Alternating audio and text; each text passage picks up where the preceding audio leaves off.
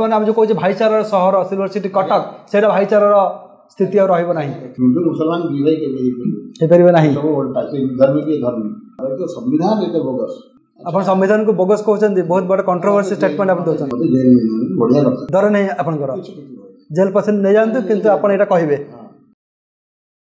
ଅନେକ କିଛି ଭକ୍ତଙ୍କୁ ଆପଣ ଦେଖିଛନ୍ତି ଆମ ଚ୍ୟାନେଲରେ, କିନ୍ତୁ ଆଜି ଆମେ ଆପଣ ଦେଖେଇବୁ ମାଳିକା କଣ୍ଟ୍ରାକ୍ଟର ଭକ୍ତ ରହୁଛନ୍ତି ଭଡ଼ା ଘରେ, ବନାଉଛନ୍ତି ଅଟ୍ଟାଳିକା ପରେ ଅଟ୍ଟାଳିକା, ଆଉ କହୁଛନ୍ତି ହାତରେ ସମୟ ମାତ୍ର 2 ବର୍ଷ।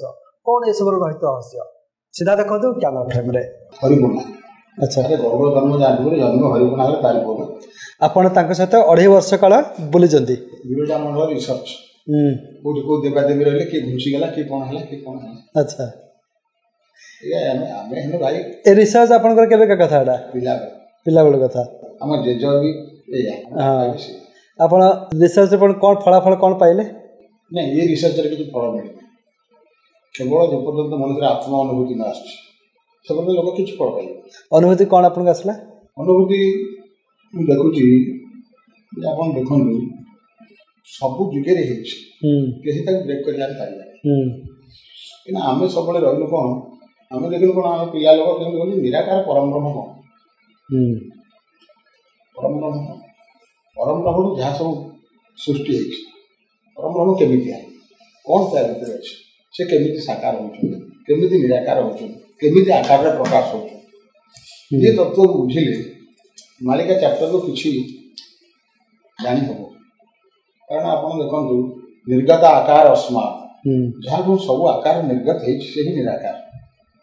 ଯଦି ଜଣକୁ ଆମେ କୋଶ୍ଚିନ୍ କରିବା, ବାବୁରେ ପରୀକ୍ଷାରେ ପଡ଼ିଛି ବିନ୍ଦୁ କାହାକୁ କୁହାଯାଏ, ବିନ୍ଦୁ କାହାକୁ କୁହାଯାଏ, ଗୋଟେ କୋଶ୍ଚିନ୍ ଆନ୍ସର ଜିଓମେଟ୍ରି କୋଶ୍ଚିନ୍ ପଡ଼ିଛି ବିନ୍ଦୁ କାହାକୁ କୁହାଯାଏ, ଆପଣ ତାକୁ କ'ଣ ଆନ୍ସର ଲେଖିବେ? ଯାହାର ଦୈର୍ଘ୍ୟ ନଥାଏ, ପ୍ରଶ୍ନ ନଥାଏ, ଅବସ୍ଥିତି ଥାଏ। ସେଇ ଯେଉଁ ହେଉଛି କଥା କ'ଣ ଯେ ଶୂନ୍ୟବଧି ନିରାମୟ, ନିରାମୟ ମଧ୍ୟ ଜ୍ୟୋତି, ସଂଜ୍ୟୋତି ଭଗବାନ ସେ ଯେଉଁ କେନ୍ଦ୍ର ବିନ୍ଦୁ, ସେଇଠୁ ସବୁ ଉତ୍ପନ୍ନ ହେଇଛି। ସେଇଠୁ ସବୁ ଯୁଗ, ସବୁ ଦେବତା, ସବୁ ଆମେ ବିଭିନ୍ନ ପ୍ରକାର। ଆମେ ବର୍ତ୍ତମାନ ସମ୍ବଳ ଖୋଜୁଛେ, ଆମ ଭିତରେ ଯିଏ ସମ୍ବଳ, ଆମକୁ ଯିଏ ଚଳେଇଛି, ଆମେ ଯାହା ପାଇଁ ଚାଲୁଛେ, ଯାହା ପାଇଁ ଛୋଟରୁ ବଡ଼ ହେଉଛେ, ଯାହା ପାଇଁ ଖାଉଛେ, ଯାହା ପାଇଁ ସବୁ କରିପାରୁଛେ, କର୍ମ କରିପାରୁଛେ, ସେ ସମ୍ବଳ ଆମ ଭିତରେ କେଉଁଠି ଅଛି, ଆମେ ତାକୁ ପାଉନା। ଆପଣ ଯେଉଁ 2.5 ବର୍ଷ କାଳ ଯାଜପୁର ବିରଜା ମଣ୍ଡଳ ସାରା ଆପଣ ବୁଲିଲେ, ପୁଣି ସମ୍ବଳ ଗାଁ ଖୋଜୁଥିଲେ ନା ନାହିଁ?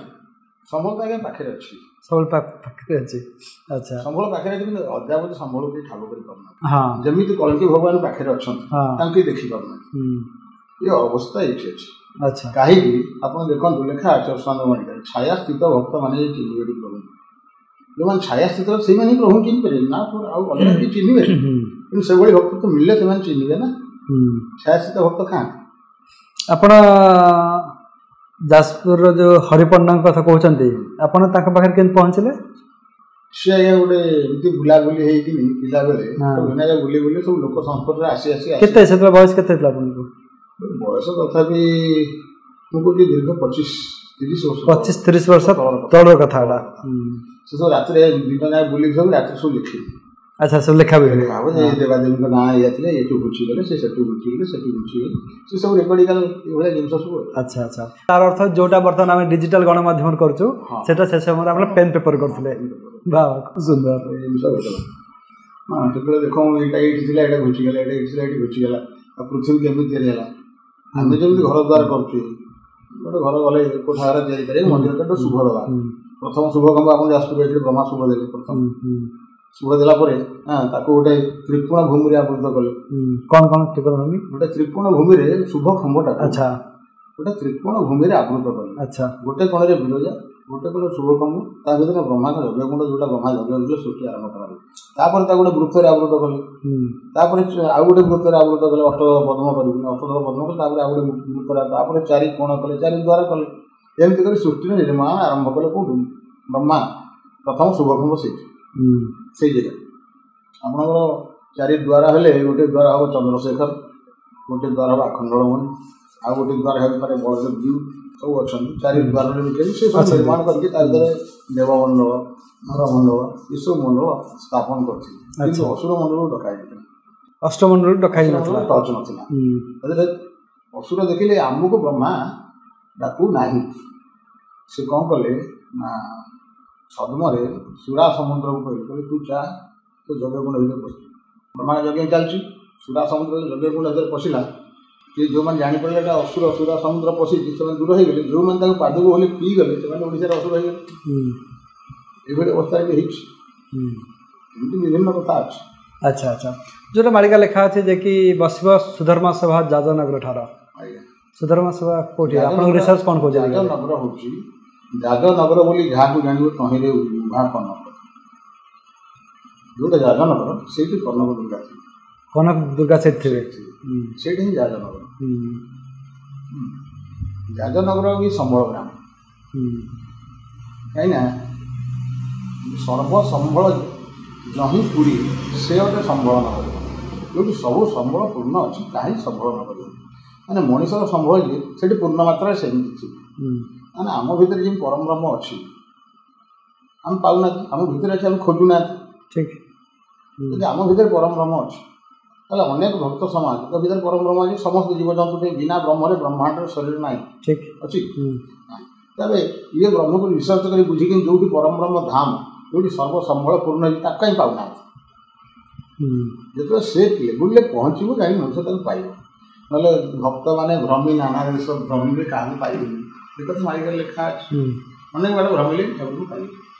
ଆପଣ ଦେଖନ୍ତୁ ରାହସ ତତ୍ତ୍ୱ ଭିତରେ କିଛି ମାଳିକା ଭର୍ତ୍ତି ରାହସ ତତ୍ତ୍ୱ କ'ଣ ସେଟା ଆପଣ ଲେଖା ହେଇଛି ଯେ 84 ଭେଟ ହୋଇଣ ଭେଦି ତହିଁ ଅନନ୍ତ ଗୋପାଳଙ୍କ ବେଦୀ ସଖୀରେ ବେଦ ନୁହଁଇ ଗମି ଅଭେଦ୍ୟ ଅଗମ୍ୟ ସେଇ ଭୂମି ବୁଝିଲେ ଏମିତି ଲେଖା ହେଇଛି ତାମାନେ ଯେଉଁଠି ଅନନ୍ତ ଗୋପାଳଙ୍କ ବେଦୀ ଥିବ କି ସିଂହାସନ ଥିବ କି ଯାହା ଥିବ ସେଇ ଜାଗାରେ ଥିବେ କିନ୍ତୁ କାହାକୁ ଦେଖାଯାଉ କାରଣ ଏମାନେ ଛାୟାସ୍କୃତ ନୁହନ୍ତି ଏମାନଙ୍କ ନିଜ ଭିତରେ ନିଜେ ପରବ୍ରହ୍ମ ଚିହ୍ନୁନାହାନ୍ତି ତେଣୁ ନିରାକାର ସାକାର ଭିତରେ ଯେଉଁ ପ୍ରଭେଦ ଅଛି ସେ ଯେଉଁ ଭେଦ ପର୍ଦ୍ଦାଟା ପାସ୍ କଲେ ସିନା ଜଣେ ଦେଖିବ ସେ ପାସ୍ କରିପାରୁନି କେମିତି ଦେଖିବ ଦେଖିହେବନି କିଛି ଇଚ୍ଛା କଲେ ଯଦି ପ୍ରବଳ ଇଚ୍ଛା ଶକ୍ତି ଥିବ ସେଇଭଳି ଭାବନା ଥିବ ତାହେଲେ ଦେଖିହେବ ତାହେଲେ ଦେଖିବା ସମ୍ଭବ ନୁହଁ ଲୋକ ଭକ୍ତମାନେ ଭ୍ରମି ନାନା ଦେଶ ବିକ୍ଷିପ୍ତ ହେବେ ପାଇବେ ନାହିଁ କାହିଁକିନା ତିଳରେ ତୈଳ ପ୍ରାୟ ରହିଛନ୍ତି ଠାକୁର ଯେମିତି ତିଳରେ ତୈଳ ଖସା ଭିତରେ ତେଲ ଯେମିତି ଅଛି ଆମେ ସେମିତି ଅଛୁ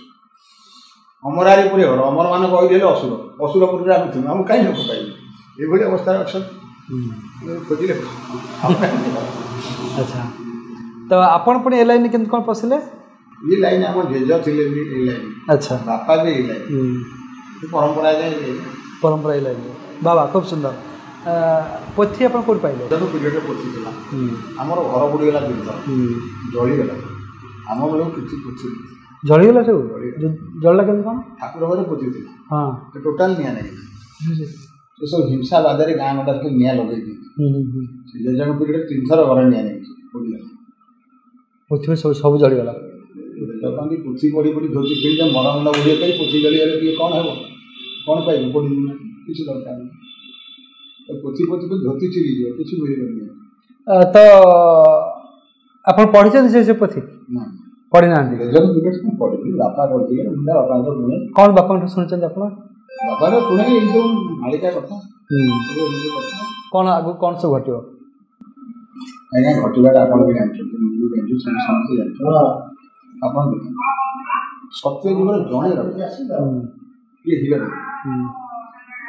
ଯୁଗର ସନ୍ଧି ସମୟ ପହଞ୍ଚେ ଯୁଗ ପରିବର୍ତ୍ତନ ହେବାକୁ ଯାଏ ସେତେବେଳେ ବିକୃତ ମାନସିକତା ଜନ୍ମେ ଗୋଟେ ବାପ ଗୋଟେ ପୁଅକୁ ହାତୀ ଚଢ଼ଉଛି ମାରିବା ପାଇଁ ପ୍ରହ୍ଲାଦ ସାପ କାମୁଡ଼ଉଛି ମାରିବା ପାଇଁ ବିଷ ଦେଉଛି ମାରିବା ପାଇଁ ପୁଣି ସେସବୁ କହିଲା କୌଣସି ପ୍ରକାର ନମଲାଠୁ ତା ଭଉଣୀ କହିଲା ତୁ ନିଆଁରେ ପଡ଼ିବୁ ତାକୁ କୋଳରେ ଧରି ବସ ସେ ଜଳିଯିବ ତୁ ଜଳିବୁନୁ ସେସବୁ ଇଏ ଜଳିଲାନି ସିଏ ବି ଜଳିଗଲା ମାନେ ଗୋଟେ ବାପର କେତେ ବିକୃତ ମାନସିକତା ଆସିଲା କାହିଁକି ଆସିଲା ସିଏ କହିଲା ଯେ ଏକା ଶିବ ପୂଜା କର ମୋତେ ନାରାୟଣ ନାଁ ନେବ ହାଣିବି ମାରିବି ନାରାୟଣକୁ ଘୃଣା କର ନାରାୟଣକୁ ଭଲ ପାଇଲାନି ନାରାୟଣ ହିଁ ପରମ ବ୍ରହ୍ମ ତା ଭିତରେ ଅଛି ସେ ଜାଣିନଥିଲେ ଜାଣିଥିଲା ଜାଣିଲା ପରେ ବି ଏ ବିକୃତ ମାନସିକତା ଯୁଗ ସନ୍ଧିକ୍ଷଣରେ ଆସି ମଣିଷକୁ ଅବଚେତନ ବାଟକୁ ନିଏ ଯାହାଫଳରେ ଇଏ ପ୍ରହ୍ଲାଦ ପାଇଁ ଠାକୁର ହିରଣ୍ୟ ଅବତାର ନେଲେ ଖମ୍ବରୁ ବାହାରିଲେ ତାକୁ ମାରିଲେ ସେଠୁ ଯୁଗ ସରିଲା ସତ୍ୟ ଯୁଗ ସରିଲା ହିରଣ୍ୟଠୁ ସରିଗଲା କେବଳ ଗୋଟିଏ ପୁଅ ସେଇଟା ଗୋଟେ ବିଶାଳ ସାମ୍ରାଜ୍ୟ ମାତ୍ର ଗୋଟିଏ ପୁଅ ପ୍ରହ୍ଲାଦ ହିରଣ୍ୟ ରାଜ୍ୟ ଖତମ ତାପରେ ଆପଣ ଦେଖନ୍ତୁ ତ୍ରେତା ଯୁଗ ଆସିଲା ରାମଚନ୍ଦ୍ର ପିଢ଼ି ଗୋଟେ ମା ବର ମାଗୁଛି ମୋ ପୁଅ ଯାଉ ତୋ ପୁଅ 14 ବର୍ଷ ବନବାସ ସେଟା ଦାସୀ ବୁଦ୍ଧି ଏଇଟା କେତେ ବିକୃତ ମାନୁଛି। ଆଚ୍ଛା ଏ ସବୁ ଜିନିଷ ଗୁଡ଼ା ହେଉଛି ପୁଣି ଯୁଗ ଶେଷ ସମୟ ସନ୍ଧି ସମୟରେ ସନ୍ଧି ସମୟ ଆଚ୍ଛା ସେଠୁ ରାମଚନ୍ଦ୍ର ତ ବନବାସ ଗଲେ ପିତୃ ସତ୍ୟ ପାଳିବି ଗୋଟେ ରାବଣର ଭଉଣୀ ସିଏ କହୁଛି ମୁଁ ତମକୁ ବାହା ହେବି ତା ନାକ କାନ କରୁଛି ସିଏ ଆହୁରି ଗୋଟେ ବିକୃତ ମାନସିକତା। ଲକ୍ଷ୍ମଣକୁ କହୁଛି ମୁଁ ବାହା ହେବି ତାରା ବାଳି ତାରାଙ୍କୁ ଜବରଦସ୍ତି ବିବାହ କଲେ ମାତୃପତ୍ନୀକୁ ସିଏ ଆଉ ଗୋଟେ ବିକୃତ ମାନସିକତା। କେତେ ପ୍ରକାର ବିକୃତ ମାନସିକତା ବ୍ୟକ୍ତ ବିକୃତ ମାନସିକତା ଅତିମାତ୍ରାରେ ଯୁଗର ବିନାଶ ସମୟ ପହଞ୍ଚେ। ରାବଣ ସେ ସମୟରେ ସେ ତାଙ୍କୁ ଚୋରି ସମୟରେ ରାବଣ ଆଙ୍କର କିଏ ସନ୍ଧ୍ୟା ଥିଲେ ନାଇଁ କେବଳ ଭାଲୁ ମାକର ରାମ ଲକ୍ଷ୍ମଣ 2 ଜଣ ଠିକ ଲଙ୍କା ସଭା ଯୁଗ ଖତମ। ଆଚ୍ଛା କଂସ ପିରିୟଡ଼ କୃଷ୍ଣଙ୍କ ପିରିୟଡ଼ ଗୋଟିଏ ଶୂନ୍ୟବାଣୀ ଏଇ ଆଗର ଘରୁ ଯେ ଅଷ୍ଟମ ସନ୍ତାନ ତତେ ମାର ଗୋଟିଏ ଶୂନ୍ୟବାଣୀରୁ ଏତେ ବିକୃତ ତା ଭଉଣୀ ଭିଣିକି ଜେଲରେ ରହିଥିଲା ରଖିଲା ପିଲା ଗୁଡ଼ା ବାଡ଼େଇକି ମାରିଲା କେତେ ପାପ କମେଇଲା କେତେ ପିଲା ମାରିଲା ସେ ଠିକ ଠିକ ଅଷ୍ଟମ ଗର୍ଭ ପର୍ଯ୍ୟନ୍ତ ଅଷ୍ଟମ ଗର୍ଭକୁ ସେ ସବୁ ପାରିଲେନି ଠାକୁର ତ ଆସି ନନ୍ଦ ଘରେ ରହିଗଲେ ତାକୁ ଯେଉଁ ମାୟା ଜନ୍ମ ହେଲା ସେ ବିଜୁଳି କନ୍ୟା ହେଇଗଲେ ସେଠୁ ବିଭିନ୍ନ କଥା ପୁରାଣରେ ଅଛି। ହଁ ତାପରେ ରାକ୍ଷସକୁ ପଠେଇକିନା ଅଲଗା ପିଲାକୁ ମାରିଲା ଯେଉଁମାନେ ନିର୍ଦ୍ଦୋଷ ନିଷ୍ପାପ କିଛି ଜାଣିନାହାନ୍ତି ଯେଉଁମାନେ ଭଗବାନ ତୁଲ୍ୟ କି ଦୁର୍ବୁଦ୍ଧି କେତେ ବିକୃତ ମାନସିକ ସେମାନେ ମାରିବା କ'ଣ ଆବଶ୍ୟକ ଥିଲା ନାଇଁ କିଛି ଆବଶ୍ୟକ ଅଜ୍ଞାନତା ମାରିଲା ମାରିଲା ପରେ ସେସବୁ ମଞ୍ଚାରେ ପଡ଼ି ମରିଗଲା ତାକୁ ମାରିଲେନି ମଞ୍ଚରେ ପଡ଼ି ମଲା ମାମୁଁ ତାକୁ ମାରିବ ବୋଲି ଠିକ ଯୁଗ ସମାପ୍ତ। ଆଚ୍ଛା ମହାଭାରତ ଯୁଦ୍ଧ ଭଗବାନ ଦେଖନ୍ତୁ କୋଉ ଇଏ ପାଣ୍ଡବ 5 ଜଣ ସେ କୌରବ 100 ତାଙ୍କର ଦୁନିଆ ଅଛି କୃଷ୍ଣ ଏଥିରେ 5 ଖଣ୍ଡ ପଡ଼ା ମାରିଲେ ମାତ୍ର 5ଟା ଗାଁ ହଁ କହିଲା ବିନା ଯୁଦ୍ଧରେ ସୁଜାଗ୍ରହ ମେଦିନ ଦେବି ନାହିଁ ଠିକ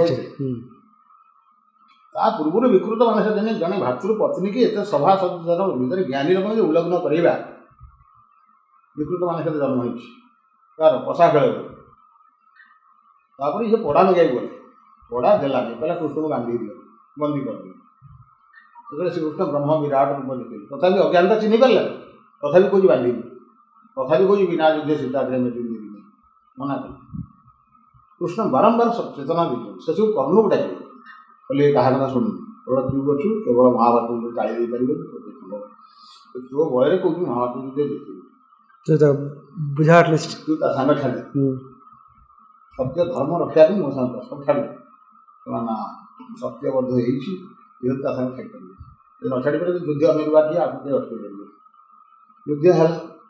ଯୁଦ୍ଧ ହେଲା ବେଳେ କୁରୁକ୍ଷେତ୍ର ଭିତରେ କୃଷ୍ଣ ଭଗବତ ଗୀତା ଶୁଣୁଥିଲେ ଖାଲି ଅର୍ଜୁନ ଶୁଣୁଥିଲେ ଆଉ ସଞ୍ଜୟ କେମିତି ଶୁଣିକି କହୁଥିଲି ଧୃତରାଷ୍ଟ୍ର ଆଗରେ ତାଙ୍କୁ ସେତିକି ତାଙ୍କୁ ବରଦାନ ପ୍ରାପ୍ତ ହେଇଥିଲା ଆଉ କ'ଣ କେହି ଶୁଣିପାରୁନଥିଲେ ଅନ୍ୟମାନେ ବି ଶୁଣୁଥିଲେ ଧ୍ୱଜା ଉପରେ ସେଇ ସମୟରେ ଠାକୁର ଭଗବତ ଗୀତା ଲଗେଇ ତା ପୂର୍ବରୁ କ'ଣ କହିଦେଇଥିଲେ କି ନା ଜମା କହିବେନି ଯଥା ପିରିୟଡ଼ ଯଥା କାର୍ଯ୍ୟ ଯେଉଁ ସମୟରେ ଯେଉଁ କାମଟା ହେବା କଥା ସେଇ ସମୟରେ ହିଁ ହେବ ପରେ ମହାଭାରତ ଯୁଦ୍ଧ ଖତମ ଦୁର୍ଯ୍ୟୋଧନ ଖତମ ଯୁଗ ଖତମ ସରିଗଲା ଠିକ କଳିଯୁଗ ଭୟଙ୍କର ବିକୃତ ମାନସିକ କାରଣ ଥରେ ଭୀମ ଭୋଇ ସନ୍ଥ କବି ଭୀମ ଭୋଇ ଗୋଟେ କୂଅରେ ଗଳି କରିଥିଲେ ଅନ୍ଧ କୂଅ ମାନେ ଗଳି କରିଥିଲେ ସେ ତା ଭିତରେ ବସି ତପସ୍ୟା କରେ କହିଲେ ଗୋଟେ ଭଲ ଜାଗା ପାଇକିନା ଅନ୍ଧ ଲୋକ ତ ତପସ୍ୟା କରେ ତାଙ୍କ ମହିମା ବୁଦ୍ଧ ସ୍ୱାମୀଜୀ ସେ ଆସିଲେ କହିଲେ ଭୀମ କାହିଁକି ଏଠି ବସି ପଡ଼ି ତପସ୍ୟା କରୁଛୁ ବାହାରେ ରାତିରୁ ବାହାରେ ହାତ ବଢ଼ଉଛି ହାତ ଟେକ୍ ହାତ ବଢ଼େଇଲେ ହାତ ପାଇଲାନି ହାତ ବଢ଼େଇଲେ ଗୋଡ଼ ବଢ଼େଇଲେ ଗୋଡ଼କୁ ଧରିଲା କହିଲା ହଁ ଗୋଡ଼ ପାଇଲା ନା ଏଥର ଉଠ ଉପରୁ ବନ୍ଦନା ପାଦ ବଦଳୁ ଆରମ୍ଭ କରୁଥିଲା ପାଦ ବଦଳୁ ଉଠେଇଲେ କହିଲେ ତୁ ତୋତେ କୁହାଯାଇଥିଲା ଏସବୁ ଭେକ ବାନା ଦିଆହେଇଥିଲା ଧର୍ମ ପ୍ରଚାର କରିବୁ ହେଲ୍ପେନ୍ କରିବୁ ଏସବୁ କଥା କାହିଁକି ନ କରିଛୁ ଏସବୁ କଥା କହିଲା ପ୍ରଭୁ ମୁଁ ଭିକ୍ଷା ମାଗିବି କାହିଁ ତୁ ଭିକ୍ଷା ଦିଏ ସେଇଆ କହିଲା ନଖଠୁ ନାସିକା ରୁମ ଚର୍ମ ଗଳି ଗ୍ରାସୀ ଅଛି ପାପ ରାହୁ ଏ ଜଗତ ଜନ ଅନ୍ୟାୟରେ ବହିଯିବେ ଚାହୁଁଛନ୍ତି ତାଙ୍କଠୁ ମୁଁ କାହିଁ ଭିକ୍ଷା ନେଇ କାହିଁ ତାପରେ କହିଲା ପ୍ରଭୁ କାଠର ଭିତରେ ସୁଢଳ ଧାତୁରେ ଜଳ ପୁରୀ ଥାଇ ଯେତେ ପ୍ରାଣୀଙ୍କ ଅଙ୍ଗରେ ଜୀବ କର୍ମ ରୂପେ ଫୁଟି ଦିଶୁଥାଉ ତେତେ ତ କାହା ଦେହରେ ନା ଆପଣ କାହା ଦେହରେ ନାହାନ୍ତି ପରମ ବ୍ରହ୍ମ କାହା ଦେହରେ ନାହାନ୍ତି ସମସ୍ତଙ୍କ ଅଛନ୍ତି କିନ୍ତୁ एक को आरेक गाड़ी मंद धरा परा घंटी नहीं आरेक अंग को पाद प्रहारे मो अंग को बाधु था मत बाधुची परंतु आपण मत चाहिए मो आखि भितर आप फोटो दूसरी आपण आखि भितर मो फोटो दूसरी मुझे कहीं मागुची आत्मज्ञान लोप है ठीक लोप है तेणुक ये जो अवस्था स्थिति की ये नहीं कि मुझे भिक्ष मागेनि आप जहाँ कहते कहते मुझे भिक्षा मागेनि तो जो भीम रागी जाए रागिले मुझे कौन कर बहुत कथा भितर अच्छी तो तथापि तू कौन चाहूँ कहला मुझे चाहिए कौन आप करदेवी कहला हाँ कौन कौन करदेवी कहला मत नरक पकड़ जगत उद्धार कर जगत उद्धार है टपिकटा से कितु बर्तमान पार्लियामेंट में मराई रहस्य कौन बुझना प्राणी को एत दुख पड़ो एत दुख पड़ो जगत उद्धार ही कर मत आज्ञा नरक पकड़ दिंतु सब भीम जगत उद्धार कर मोर किसी दरकार अरे भीम तो एत रागी निजे जीवन चल कला कौन मिले जीवन आपण आ भर थाई मो पिंड जो कष्ट नंड बंड हो मुझे कौन पाइबी जगत उद्धार हो जाए मुझे जाए कौन या बोले नहीं सेमती ना नई कर आप कहीं मत उठे मोर से गात्र पसंद कहीं उठे नहीं तू भारी रागी कहला रागी मुझे कौन कर तू कौन चाहूँ कह कहला प्रभु मुझे जहाँ चाहूँ मुझे आपन कहूँ दोष हेले मोर मत बदल पड़ो मो मुंड को दुख ना तुम कह कहला नव खंड मही ये कथा आज्ञा कहीं कहीपर आज पर्यटन कौन से सब सुंदर कथा कहना कहला नव खंड मही थाली प्राय हो हेजिले मन को आसे स्वप्ना कोटी जीव जंतुष तृण प्राय मत दिशे एका दिवस क्षणक भितर जंती पृथ्वी उठी दांत कामुड़ी किस बुद्धि करेंगे आपण का आज्ञा नहीं आप आज्ञा करना मुझे पृथ्वी उठेगी आप किसी न कर मुझे करदेवी एत जो लगे रह तू कौन कमी बंद कर कथा रह समय आसले हम कहला कौन समय है जब समय कहते हाँ बसी थाई कूल महानदी जल छुँची नियम कर ना 27 अंक साधना नहिले पृथ्वी निष्ठुर वचन साधु सन्थ जन शुण शुण मो भारत 27 अंक साधना नहिले पृथ्वी निष्ठुर वचन साधु सन्थ जन शुण शुण मो भारत बसी थाई कूल महानदी जल छुँची नियम कर धर्म को लंघी सुरापान करेंगे हरि ब्राह्मण ना से मत गुरुदेव दोष देवे मुझे 27 अंक माने आम कौ मसीहा बुझेगा 27टा अच्छा पूर्व से लिखी